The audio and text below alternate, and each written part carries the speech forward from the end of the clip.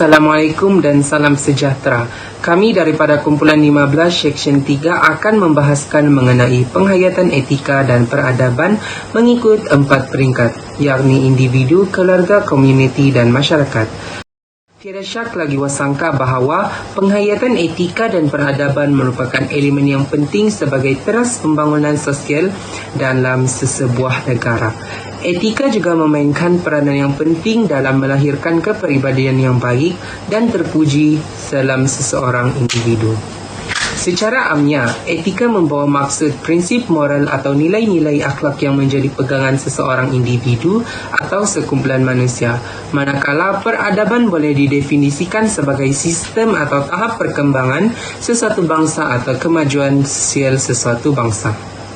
Penghayatan etika dan peradaban boleh dipecahkan kepada beberapa peringkat. Peringkat yang pertama ialah individu, peringkat yang kedua iaitu keluarga, peringkat yang ketiga ialah komuniti dan akhir sekali masyarakat. 4 peringkat ini merupakan struktur sosial asas bagi sesebuah masyarakat. Oleh itu, kajian ini akan menjelaskan dan membahaskan lagi secara lebih mendalam dan terperinci mengenai penghayatan etika dan peradaban yang wujud dalam 4 peringkat ini. Untuk konsep etika dan peradaban pada peringkat keluarga pula, ia merujuk kepada tingkah laku moral manusia iaitu ibu bapa dan bagaimana untuk mendidik anak-anak agar mereka sentiasa mengawal tingkah laku dan peradaban. Antara kepentingan etika dan peradaban dalam keluarga adalah kecemerlangan pembelajaran anak-anak. Kejayaan anak-anak dalam pendidikan bergantung pada minat ibu bapa terhadap pelajaran anak-anak, cara didikan dan situasi rumah tangga. Dorongan positif ibu bapa akan memberi kejayaan dalam pembelajaran anak-anak. Yang kedua, wujud perasaan tanggungjawab yang tinggi dan saling menghormati. Ini akan mewujudkan suasana yang mesra dan aman dalam ahli keluarga. Ahli keluarga juga akan rasa selamat dan bahagia di rumah. Seterusnya, kesan-kesan jika mengabaikan penghayatan etika dan peradaban dalam keluarga adalah keruntuhan institusi kekeluargaan. Amalan hormat menghormati antara ahli keluarga akan tidak diamalkan lagi. Jadi, berlakunya pecah belah dalam keluarga sendiri. Seterusnya, masalah sosial. Anak-anak akan terlibat dalam masalah sosial seperti budaya lepak, menagih dadah dan juga ponteng sekolah. Ini adalah kerana ibu bapa lebih mementingkan kerjaya dan masa diluangkan bersama anak adalah terhad. Kita teruskan lagi dengan faktor etika dan peradaban terhadap individu. Terdapat pelbagai faktor etika dan peradaban terhadap individu, tetapi yang diutamakan adalah faktor pengaruh rakan sebaya. Pengaruh rakan sebaya juga adalah yang menentukan etika dan peradaban seseorang itu. Pengaruh rakan ini boleh dilihat di peringkat sekolah ataupun di tempat kerja. Contohnya, apabila seseorang itu berkawan dengan rakan yang mempunyai etika dan peradaban yang baik, maka ia akan membentuk seseorang individu yang baik. Dan apabila seseorang itu berkawan dengan rakan yang mempunyai etika dan peradaban yang tidak baik, maka terjadilah sebaliknya. Kita teruskan lagi dengan kepentingan etika dan peradaban terhadap individu. Secara individunya, seseorang yang beretika dan beradab akan dapat menikmati kebaikan fizikal, rohani dan mental. Contohnya, orang yang sedemikian akan menjaga tingkah lakunya agar tidak bertentangan atau melanggar kehendak masyarakat lain. Begitu juga dengan kemunian hati dan kawalan emosi yang membantu kepada pembentukan sifat penyabar dan penyayang dalam diri seseorang individu. Baiklah, seterusnya saya akan meneruskan pembentangan dalam penghayatan etika dan peradaban dalam komuniti. Yang pertama adalah maksud komuniti. Komuniti adalah berasal daripada perkataan Latin, iaitu komunitas. Ia merujuk kepada kelompok, persatuan atau sekelompok individu. Ianya boleh berasal daripada manusia, binatang atau jenis kehidupan yang lain. Selain itu, komuniti juga bermaksud sekumpulan manusia yang tinggal di sesuatu kawasan dan mempunyai persefahaman dalam sesuatu matlamat dan mereka sentiasa berhubung antara satu sama lain. Penghayatan etika dalam komuniti adalah sangat penting kerana berpengaruh dalam menentukan personaliti dan identiti seseorang manusia. Seterusnya adalah kepentingan-kepentingan etika dan peradaban dalam komuniti. Yang pertama, dapat memupuk nilai kerjasama dan saling membantu dalam masyarakat. Yang kedua, dapat mewujudkan perasaan saling hormat menghormati antara satu sama lain. Yang seterusnya ialah dapat menjaga keharmonian dan kesejahteraan hidup dalam masyarakat. Yang keempat, dapat menunjukkan sikap dan tingkah laku yang baik sesama kaum. Dan akhir sekali, semangat bersatu padu dapat dipupuk dalam kalangan anggota masyarakat. Berikut merupakan contoh etika dan peradaban dalam komuniti. Yang pertama, menjaga kemudahan awam yang telah disediakan dengan sebaiknya agar dapat digunakan oleh orang awam yang lain. Yang kedua, membantu jiran yang berada dalam kesusahan dan kesulitan. Yang ketiga, sentiasa menjaga kebersihan kawasan persekitaran kediaman agar dapat mengelakkan pelbagai penyakit. Akhir sekali, sentiasa bertimbang rasa dan menghormati jiran yang berlainan kaum dan agama. Kesan pengabaian penghayatan etika dan peradaban dalam peringkat komuniti. Kesan yang pertama adalah melahirkan komuniti yang tidak bermoral. Komuniti yang kurang pengetahuan tentang batasan yang sedia ada telah menyebabkan mereka sanggup melakukan perbuatan yang tidak bermoral mengikut hati mereka bagi memuaskan keinginan dan kenafsuan mereka yang tidak beretika.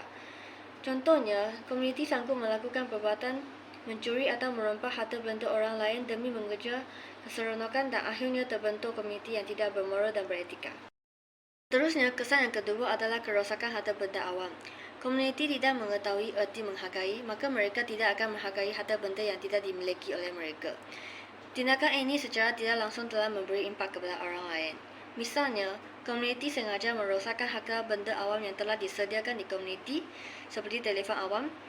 Tindakan ini secara tidak langsung telah menjejaskan hak penggunaan orang awam untuk menikmati perkhidmatan telefon awam yang telah disediakan oleh pihak kerajaan.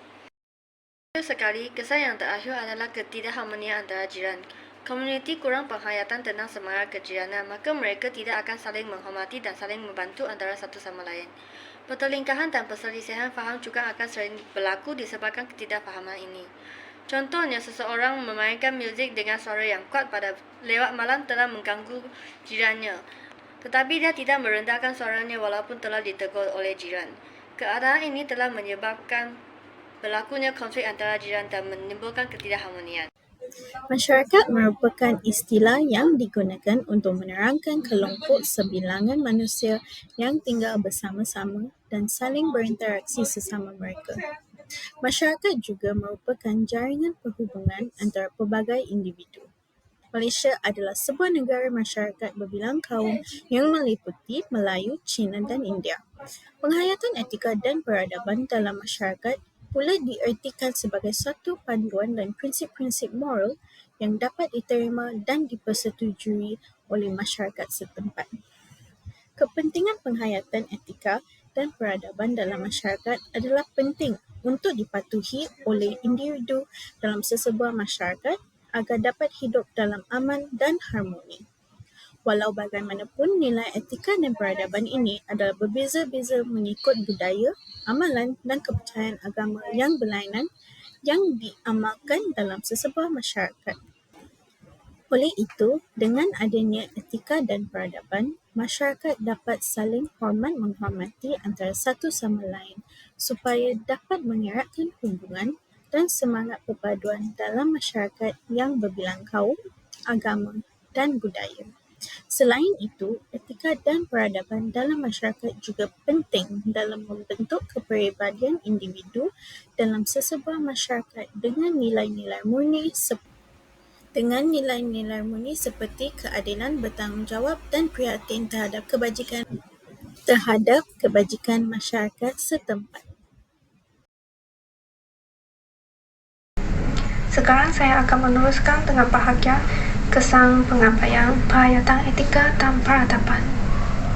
Antaranya adalah melahirkan masyarakat yang tidak bermoral. Contohnya, masyarakat mementingkan diri sendiri, wang dan kuasa semata-mata serta pengabaian aspek nilai dan etika. Kesan yang kedua termasuklah peningkatan masalah sosial.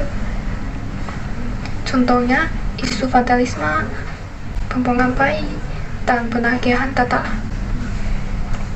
Kesannya, kes sosial seperti merompak dan mencuri juga akan meningkat dalam kalangan masyarakat. Kesan yang ketiga termasuklah menjejaskan imej baik masyarakat. Nama seseorang yang tidak beretika dan selalu melakukan aktiviti yang negatif akan disebut dan disebarkan ke dalam media sosial atau media cetak sebagai masyarakat yang tidak bermoral. Seterusnya, pengabaian penghayatan etika dan peradaban juga menggugat kesejahteraan dan keharmonian dalam kalangan masyarakat. Contohnya, kurangnya penghayatan nilai menghormati antara masyarakat akan menyebabkan ujungnya kumpulan dalam kalangan masyarakat yang senang bermusuh antara satu sama lain.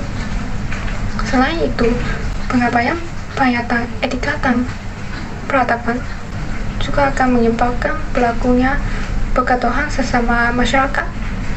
Contohnya, penipuan dan fitnah yang berleluasa akan menimbulkan perselisihan paham antara masyarakat yang akan menyebabkan berlakunya pergaduhan antara sesebuah masyarakat. Secara totalnya, penghayatan etika dan peradaban penting dalam memacu kemajuan masyarakat. Oleh hal yang demikian, penghayatan dari aspek etika dan peradaban perlu dititikberatkan pada semua jenis peringkat, tidak kiralah individu, keluarga, komuniti dan masyarakat.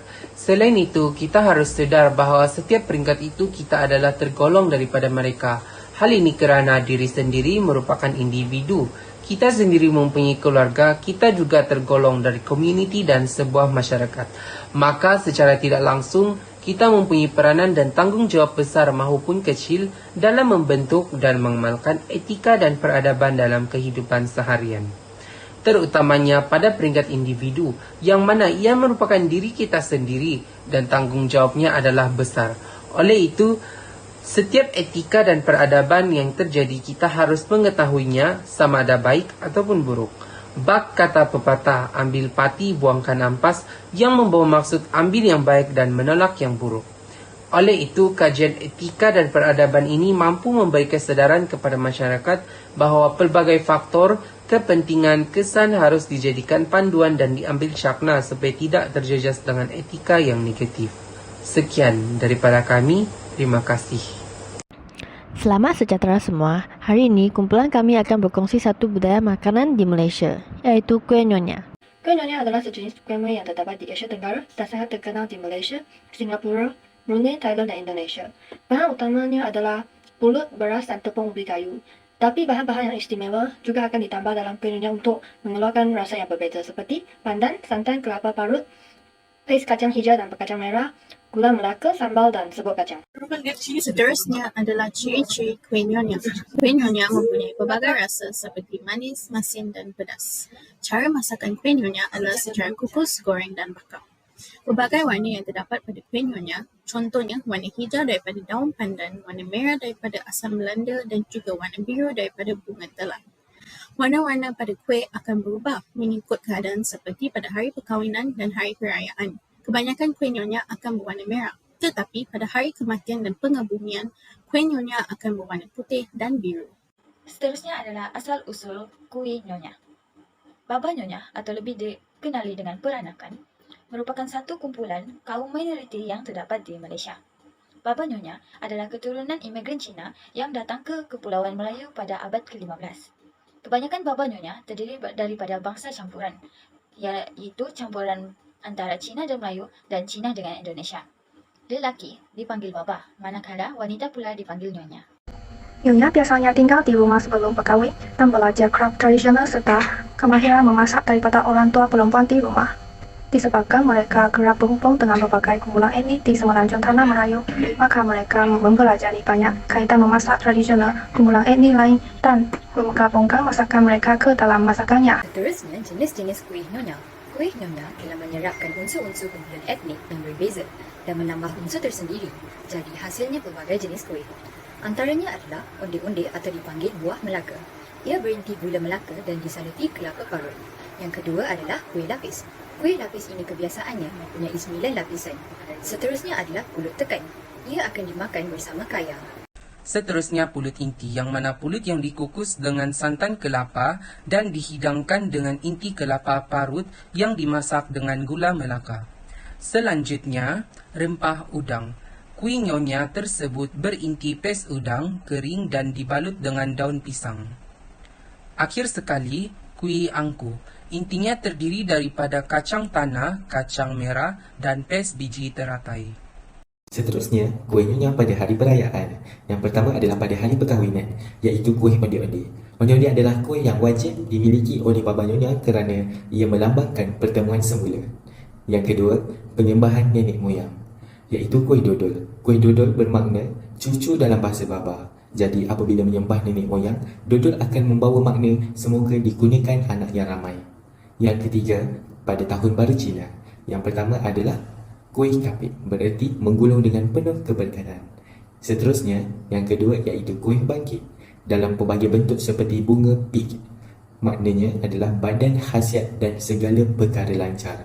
Dan ikan yang bermakna setiap tahun akan ada lebihan. Simpulan secara keseluruhannya, kuih nyonya adalah sejenis kuih yang terkenal di Malaysia. Berbagai ciri istimewa kuih nyonya yang dapat kita membezakan dengan kuih yang lain adalah dari segi rasa, warna, jenis dan cara masakan. Sekian, terima kasih.